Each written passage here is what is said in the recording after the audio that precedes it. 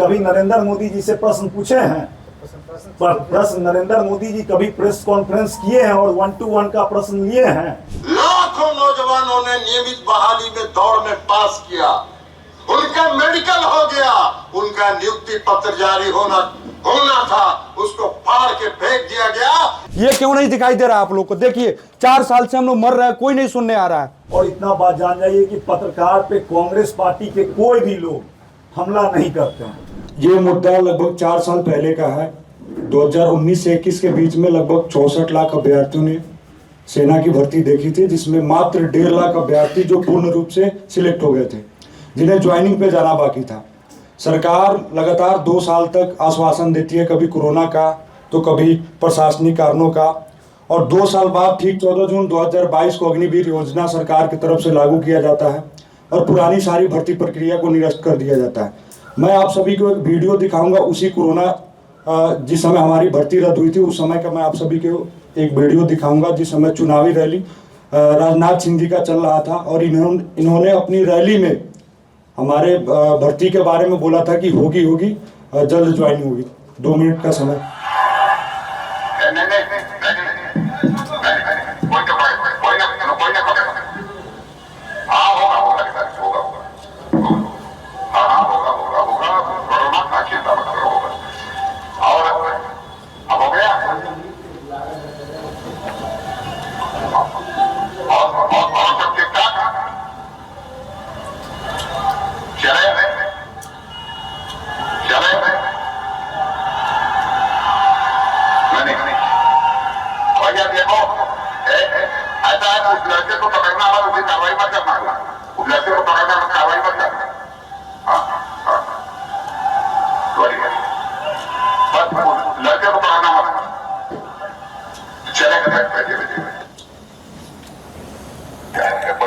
एक और वीडियो है जिसमें जेडीयू के एमपी जो थे ललन सिंह जी, इन्होंने भी जिस समय भर्ती हमारा रद्द हुआ था उस समय पार्लियामेंट में इन्होंने आवाज उठाया था और बोला था कि मैं आप सभी युवाओं के साथ हूँ और जब तक आप सबकी भर्ती क्लियर नहीं हो जाती तब तक आपकी लड़ाई लड़ता रहूंगा। और जब इनकी सरकार बन गई तो एकाएक चुप हो गए। ये भी वीडियो आप सभी के सामने रखूंगा। रक्षा मंत्री जी नहीं है, रक्षा मंत्री जी को मालूम है इस देश में जो नियमित सेना में बहाली होती है, लाखों नौजवानों ने नियमित बहाली में दौड़ में पास किया, उनका मेडिकल हो गया, उनका नियुक्ति पत्र जारी होना था, उसको फाड़ के फेंक दिया गया और 4 साल के लिए अग्निवीर बना दिया गया। बाहर रोजगार के प्रति आपका नजरिया कौन सा? रोजगार के प्रति आपका नजरिया यही है, आपका रोजगार के प्रति आपका नजरिया। महोदय आप लोगों ने देख लिया किस तरह से इन लोगों का झूठा आश्वासन हमें मिला है। लगातार 4 साल से हम रोड पे भटक रहे हैं, दर की ठोकरें खा रहे हैं, किसी को कोई मतलब नहीं है। बताइए, सारा भर्ती का प्रक्रिया हमने ईमानदारी पूर्वक पास किया, हमें बस ज्वाइनिंग पे जाना बाकी था। ना तो हम इन लोगों से कुर्सी मांग रहे हैं, ना तो इनसे भीख मांग रहे हैं, बस हम अपना अधिकार मांग रहे हैं और अधिकार भी हमें नहीं दिया जा रहा है। अब कहाँ जाए, हम किसके पास जाए? दूसरा, देश की मीडिया जो नेशनल मीडिया है वो लोग भी हमारी आवाज नहीं उठा रहे। अब आप खुद देखिए, सेना की तैयारी करने वाले युवा कितना मेहनत करके सेना में भर्ती होते हैं। 365 के 365 दिन ग्राउंड का चक्कर लगाते हैं, तब जाके उनका दौर क्लियर होता है। लगातार 4 साल 5 साल दौड़ने के बाद, और मेडिकल भी टफ होता है। एक फौजी के लिए सबसे अगर मतलब 72 दिन होता है तो वो मेडिकल का दिन होता है। जो सेना की तैयारी करता है उनको पता होगा। और दूसरा, रिटेन में हजारों लड़के बैठते हैं, उसमें से मात्र 2 से 3 लड़का सिलेक्ट होता है। तो मेरा कहना आप लोगों से यह है कि जब हमने भर्ती की सारी प्रक्रिया पास कर ली तो सरकार हमें ज्वाइनिंग क्यों नहीं दी? आज यात्रा का 15वां दिन है, 15 दिन से लगातार हम लोग पद यात्रा कर रहे हैं। किसी के पैर में छाले हैं, किसी का सर दर्द कर रहा है, किसी को बुखार लगा हुआ है, किसी को पेट दर्द कर रहा है, किसी को कोई बीमारी है, लेकिन ना तो मीडिया कवरेज कर रही है, बड़ी मीडिया, और ना तो सरकार सुनने के लिए तैयार है। बताइए हम कहाँ जाए? ये लिखित में भी दिया हुआ है, वो सब भी आपके बीच हम थोड़े दिन में रखेंगे।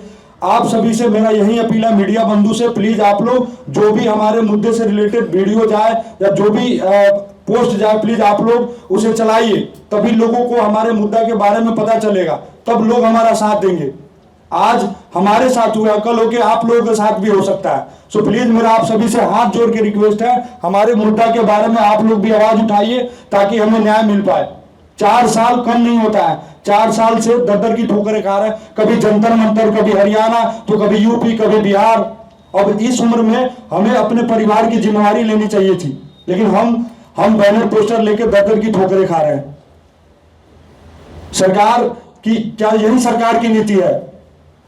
बताइए, आज हम देश की सुरक्षा कर रहे होते, हमारे हाथ में LMG जैसे गन होते, AK-47 जैसा गन होता है, लेकिन बैनर पोस्टर आज हमारे हाथ में है। आप लोगों से पूछता हूँ, अच्छा लग रहा है आप लोगों को? नहीं। बताइए, अगर हम सिलेक्ट नहीं होते तब हमारी भर्ती रद्द कर देती। जिस विज्ञापन जो आया था, अगर विज्ञापन आने के बाद में कुछ दिनों बाद अगर रद्द कर दिया जाता तब दिक्कत नहीं होता। सारा प्रोसेस क्लियर होने के बाद में रद्द कर दिया गया। अगर आप लोग खुद सोचिए, चुनावी प्रचार प्रसार हो रहा है, चुनाव प्रचार प्रसार होने के बाद में चुनाव भी करा लिया जाए और नियुक्ति पत्र भी दे दिया जाए सभी लीडरों को, उसके बाद में लास्ट में बोला जाए कि ये सबको खारिज किया जाता है, आप फिर से चुनाव प्रचार कराइए। और अब इसके बाद जो भी नेता मंत्री होंगे वो 2 साल 2.5 साल के लिए होंगे, कितना खराब लगेगा। आप लोग थोड़ा सा हम लोगों का सपोर्ट कीजिए, हम लोग की आवाज को उठाइए। बाकी मेरा साथी भूपेंद्र आप सभी को थोड़ा समझाएगा। यहाँ पर उपस्थित सभी मीडिया मित्रों को मेरा नमस्ते, धन्यवाद जो हमें अपनी बात रखने का मौका दिया। मेरा नाम भूपेंद्र कुमार है, मैं उत्तर प्रदेश अलीगढ़ का रहने वाला हूँ। मैंने 2019 से 21 के बीच आर्मी की भर्ती देखी थी, जिसमें 64 लाख अभ्यर्थियों ने फॉर्म भरा था, जिसमें 1.5 लाख अभ्यर्थी चयनित हुए थे। उसमें मैंने ईमानदारी पूर्वक जो भी फिजिकल, मेडिकल, रिटन होता सबको अच्छी तरह क्वालिफाई किया था, बिल्कुल ईमानदारी और निष्पक्ष। उसके बाद हमारी भर्ती को इस प्रकार रद्द किया जाता है जैसे मूली को तोड़कर फेंक दिया जाता है, क्योंकि हम गरीब किसान के बेटे हैं, हमारी आवाज को उठाने वाला है नहीं। रक्षा मंत्री जी राजकुमार जी चाह जो हमारे सांसद थे आगरा से, हमारे साथियों ने उनसे बात की, पार्लियामेंट में उन्होंने हमारी आवाज उठाई।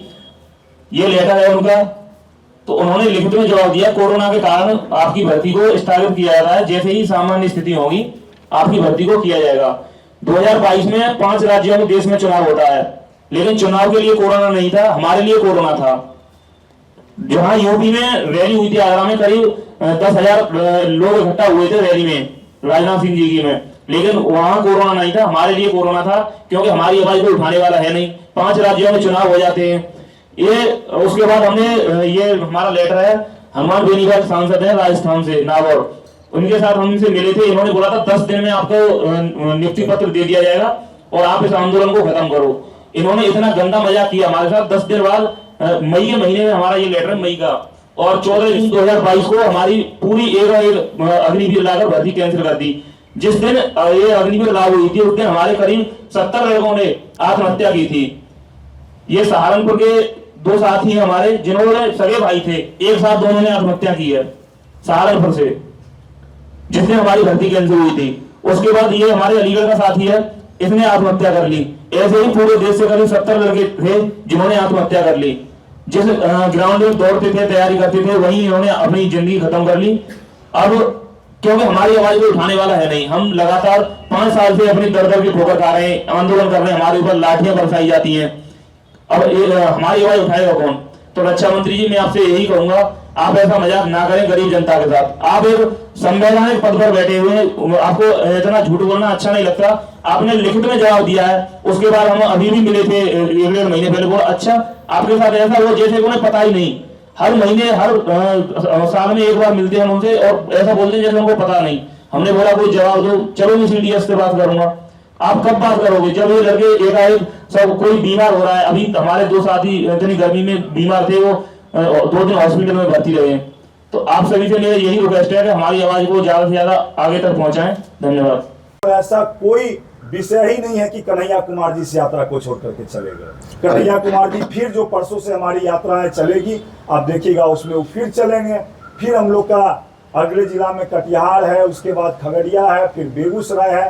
तो कहीं पे आगे हम वो बढ़ेंगे, कहीं पे हम बढ़ेंगे, कहीं पे वो पीछे हटेंगे, कहीं पे हम पीछे हटेंगे। और भी बहुत सारे हमारे नेता हैं, बढ़ते रहते हैं। तपती धूप है तो बहुत सारे, अभी जब हमारे पेंडिंग भर्ती के लोग जब शुरुआती में चले थे तो लगभग 300 के तादाद में चले थे।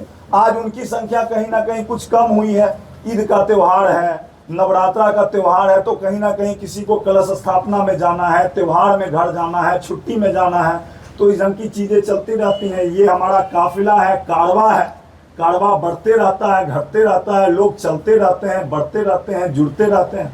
स्थानीय पत्रकार जब उनसे सवाल करने की कोशिश किया, बात करने की, तो उनके गार्ड के द्वारा उसका मोबाइल को फेंक दिया गया और उसका मोबाइल भी फट गया। स्थानीय पत्रकार नाराजगी जाहिर की सोशल मीडिया पर वीडियो डालकर। बिल्कुल ऐसा कुछ हुआ है तो मैं माफ़ी मांगता हूं, परंतु आप जब इस यात्रा का शेड्यूल देखिएगा तो आप लोग, अभी मैं भी देख रहा था आप लोग का ये, तो आप लोग को इसकी ये परेशानी हो रही थी। हम लोग का फर्स्ट हाफ में जो 1 बजे हम लोग डेली प्रेस कॉन्फ्रेंस करते हैं, कन्हैया जी रहते हैं फिर भी, नहीं रहते हैं फिर भी, और हम लोग फर्स्ट हाफ में प्रेस कॉन्फ्रेंस करते हैं और सेकेंड हाफ में 1-to-1 बाइट देते हैं। सेकेंड हाफ में 1-to-1 बाइट देते हैं। तो आज कन्हैया जी रहते तो भी और नहीं रहते तो भी हम लोग का ऐसा है कि हम लोग सेकेंड टाइम में 1-to-1 बाइट देते हैं। और 1 बजे प्रेस कॉन्फ्रेंस होने के बाद जब अभी आप यात्रा में हमारे साथ चलिएगा तो हमारे नौजवान का लीजिए, जितने भी यात्रा में चल रहे हैं हमारे साथ पदाधिकारी, और उनका लीजिए, तो हम लोग का सेकेंड हाफ में 1-to-1 का रहता है और हम लोग प्रेस कॉन्फ्रेंस के बाद 1-to-1 का लेते हैं। तो उस समय ऐसी परिस्थिति बन गई कि पत्रकार के बहुत सारे ऐसे पत्रकारों पर हमला करने की किस तरह गई है? ये बिल्कुल पत्रकारों पे कहीं कोई हमला नहीं हुआ है। और इतना बात जान जाइए कि पत्रकार पे कांग्रेस पार्टी के कोई भी लोग हमला नहीं करते हैं। आज अगर हम लोग हमला नहीं करते हैं, इसी का नतीजा है कि आप हमारे सामने बैठे हुए हैं। कभी नरेंद्र मोदी जी से प्रश्न पूछे हैं? प्रश्न नरेंद्र मोदी जी कभी प्रेस कॉन्फ्रेंस किए हैं और 1-to-1 का प्रश्न लिए हैं? या पत्रकार को उनके यहाँ बोलने नहीं दिया जाता है, उनके प्रेस कॉन्फ्रेंस में बैठने नहीं दिया जाता है? आप नरेंद्र मोदी जी से पत्रकार महोदय प्रश्न पूछ सकते हैं। एक लोकल कार्यकर्ता पर भी हमला हुआ है। बिल्कुल। आप सर बताइए। एक सवाल, एक सवाल, एक व्यक्ति, एक सवाल। आपका सवाल हो गया सर। बिल्कुल सर आपका सवाल, आपका भी हो गया प्लीज सर। मैं आप लोग से भी अपील करूंगा कि आप लोग इस प्रेस कॉन्फ्रेंस को दूसरी दिशा में नहीं ले जाएं। हमारा मुद्दा पलायन का है, हमारा मुद्दा रोजगार का है, हमारा मुद्दा किसान का है, हमारा मुद्दा महिला का है। तो हम लोग आपसे भी अपील करेंगे कि हमारा जो देश का जो दूसरा जो ताकत के लोग हैं वो यही चाहते हैं कि हम लोग मुद्दे की राजनीति नहीं करें और हम लोग मुद्दे से भटक कर राजनीति करें। और निश्चित तौर पे आज भी हम लोग उसी दिशा में भटक रहे हैं। आप पूछिए पलायन पे कि कहाँ गया। आज पलायन की स्थिति ऐसी है कि पूरे बिहार से 2.5 करोड़ 2.5 करोड़ लोग प्रत्येक साल पलायन कर रहे हैं। वो पलायन को मजबूर हैं। बिहार में अभी ईद का त्यौहार है, बताइए अररिया में इतने हमारे माइनॉरिटी के साथी हैं, उनका टिकट कंफर्म नहीं होता है। छठ का महापर्व का त्यौहार होता है, आप लोग देखते होइएगा कि स्टेशन पे लोग नंगे पांव खड़े रहते हैं, उनका टिकट कंफर्म नहीं होता है और बिहारियों को मारा जाता है, पीटा जाता है, घसीटा जाता है। साथ ही साथ लोग यहाँ पे अभी ईद का त्यौहार है, बहुत सारे माएँ होंगी, बहनें होंगी, उनके बच्चे नहीं आ पाते हैं घर। तो मुद्दा पलायन है, मुद्दा रोजगार है, मुद्दा यहाँ का जो आपका पेपर मिल बंद है वो है। मुद्दा यह है कि यहाँ के किसानों को यूरिया नहीं मिलता है। मुद्दा यह है कि यहाँ पे जो पेपर मिल है वो पेपर मिल लंबे समय से बंद है। मुद्दा यह है कि यहाँ का 0 माइल और जोकी हाट है, वहाँ प्रत्येक 2 दिन 2-2 3-3 बसें खुलती हैं पलायन से। तो निश्चित तौर पे मैं आपसे भी अपील करूंगा कि हम लोग मुद्दे की राजनीति करें और निश्चित तौर पे जो हमारा पलायन का मुद्दा है, रोजगार का मुद्दा है, और खास करके भी विधायक जी भी बता रहे थे, बताइए ऐसी कौन सी, चाहे वो CO ऑफिस है, BDO ऑफिस है, SDO ऑफिस है, DM ऑफिस है, SP ऑफिस है, कहाँ भ्रष्टाचार नहीं है। नीचे से लेकर के ऊपर तक, मनरेगा से लेकर के, जल नल से लेकर के, कच्ची सड़क से लेकर के पक्की सड़क तक सब लोग भ्रष्टाचार में डूबे हुए हैं। तो हम लोग को मुद्दे पे रहना है और हम लोग निश्चित तौर पे आने वाले समय में निश्चित तौर पे कांग्रेस पार्टी के नेतृत्व में एक मजबूत सरकार बनेगी और हम लोग निश्चित तौर पे अपने मुद्दे से नहीं भटकेंगे। और मैं पुनः आप सबों को बोलूँगा कि हमारा जो यह यात्रा है, जब तक हम लोग इस पे जीत हासिल ना कर ले, खास करके मुद्दे की राजनीति पे, तब तक ये हमारी यात्रा चलती रहेगी। आप सरकार से मांग कर रहे हैं ज्वाइनिंग लेटर को लेकर, लेकिन जब भी लगातार आप 4 साल से बोल रहे हैं कि ज्वाइनिंग लेटर मिलना चाहिए, लेकिन जब भी ग्राउंड पे में उनके जो सत्ता में पार्टी है उनसे बात करता हूँ तो वो बोलते हैं कि ये 40-50 लड़के हैं जो कि सरकार को बदनाम करने का बस प्रयास कर रहे हैं। हमारे पास टोटल एविडेंस है, अगर जिनको लग रहा है वो प्लीज़ आके हमारा सारा डेटा ले सकते हैं, देख सकते हैं। आज भी सेना में जिस यारों में हमारी भर्ती हुई है उस यारों में हमारी डेटा सेव है, और उसके बाद में जो एडमिट कार्ड है, जो ज्वाइनिंग लेटर है, वो भी हमारे पास पड़े हुए हैं। जिनको लग रहा है वो आए, उनके साथ बात करेंगे, उनको टोटल डेटा देंगे। उन लोगों के पास जानकारी नहीं है, इसलिए वो लोग बोलते हैं कि इतना ही है तो अग्निवीर क्यों नहीं ज्वाइन करते हैं वो लोग। तो हम आज से ऐसा करते हैं, अपने गर्दन में लटका के अपना ज्वाइनिंग लेटर ऐसे गर्दन में लटका के चलेंगे। और इससे बड़ा क्या प्रूफ दूँ? आप देखिए ना आप लोग, ये तो मतलब स्पष्ट है, इन्होंने लिखित में दिया था कि 15 दिन के अंदर में हम ज्वाइनिंग कराएंगे। और यहाँ पे मैं सभी पत्रकार बंधुओं से मैं पूछना चाहता हूँ, जो मेन मुद्दा क्या है? मुद्दा ये है, 4 साल से हम भटक रहे हैं, मर रहे हैं रोड पे, किसी को कुछ नहीं दिखाई दे रहा है। अब मामूली सा झड़प हुआ कि नहीं हुआ वो सबको दिखाई दे रहा है, ये क्यों नहीं दिखाई दे रहा है आप लोग को? देखिए 4 साल से हम लोग मर रहे हैं, कोई नहीं सुनने आ रहा है। और जो बेमतलब का जो कोई मुद्दा है ही नहीं, उस पर आप लोग लड़ने के लिए, सब कुछ करने के लिए तैयार हो रहे हैं। आप बताइए, हमारा ज्वाइनिंग 4 साल से रद्द है, भटक रहे हैं, कोई नहीं सुन रहा है, कोई भी मीडिया हमारी आवाज नहीं। आज ब्रेकिंग न्यूज में आएगा कि कन्हैया कुमार के यात्रा में झड़प हुआ, ये हुआ, वो हुआ, लेकिन कन्हैया कुमार के आगे जो यात्रा चल रही है पेंडिंग भर्ती वालों की, जो 14 दिन से लगातार दर की ठोकरें खा रहे हैं, वो किसी को दिखाई नहीं दे रहा है।